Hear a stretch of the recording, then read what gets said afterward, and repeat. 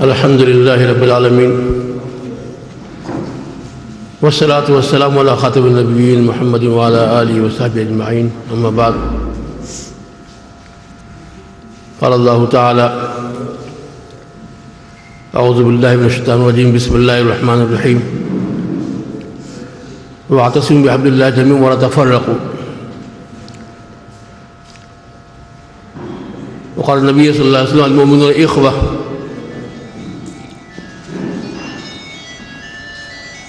محترم علماء کرام،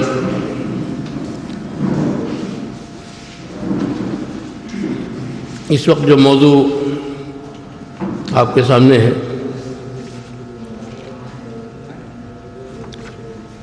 فقہی مسالک اور کتاب و سنت،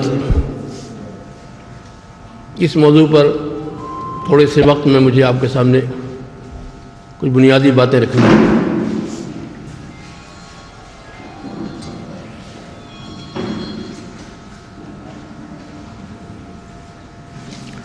وقت تو کم ہے، اس لیے کہ جو ٹائم طے کیا گیا تھا اس کا ایک حصہ آپ کے انتظار میں گزر گیا۔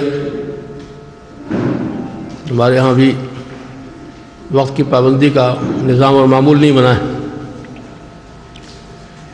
یہ افسوسناک بات ہے کہ جتنا ہم لوگ اپنے اہل حق ہونے کے داعی ہیں اتنی ہی زندگی کی تنظیم میں ہم پیچھے ہیں۔ جو قومیں آگے بڑھتی ہیں وہ تنظیم سے اور اوقات کی قدر کرنے سے آگے بڑھتی ہیں، اور سب سے معمولی چیز ہمارے وقت ہے، سب سے کم قیمت چیز۔ پتہ نہیں کب یہ احساس پیدا ہو ہم لوگوں کے اندر کہ وقت کی قدر ہم کریں، جو بھی اسباب ہوں تاخیر کے، جس کی طرف سے بھی ہوں، لیکن افسوسناک۔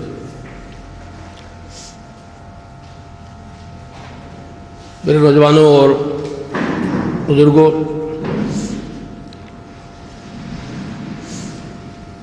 ہر مسلمان کی یہ خواہش ہے اور ہر ایک کے دل میں جذبہ ہے کہ بھئی مسلمانوں میں اتحاد پیدا ہو، کلمے کی بنیاد پر، ایمان کی بنیاد پر اتحاد، محبت۔ یہ کتاب و سنت کا ایسا صریح حکم ہے، بے شمار آیتیں حدیثیں آپ کو اس موضوع پہ یاد ہوں گی کہ اسلام نے، کتاب و سنت نے ہم کو کلمے کی بنیاد پر ایک ہو جانے اور آپس میں محبت و تعلق پیدا کرنے، ایک دوسرے کے ساتھ اچھا برتاؤ کرنے کا حکم دیا ہے۔ انسانیت کے ناطے اتحاد تو ساری انسانیت سے ہے، لیکن اس کے بعد ڈبل جو فریضہ ہم پر عائد ہوتا ہے کہ دینی رشتے کی بنیاد پر، ایمانی رشتے کی بنیاد پر سارے مسلمان ایک شیشہ پلائی ہوئی دیوار ہوں۔ لیکن یہ افسوسناک صورتحال ہے کہ ہماری صفوں میں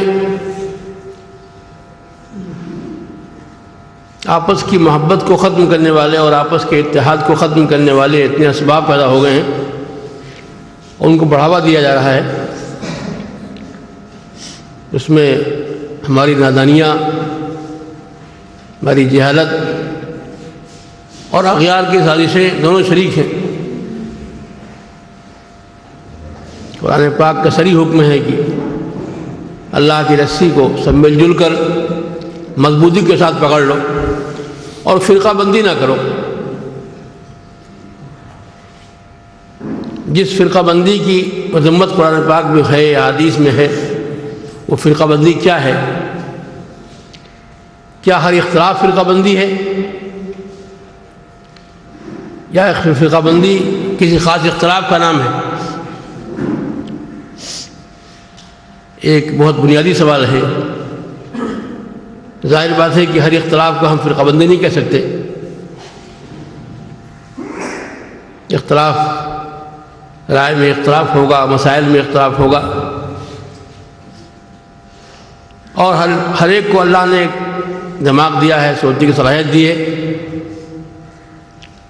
تو مسائل میں غور و فکر کرنے میں اختلاف رائے ہوگا۔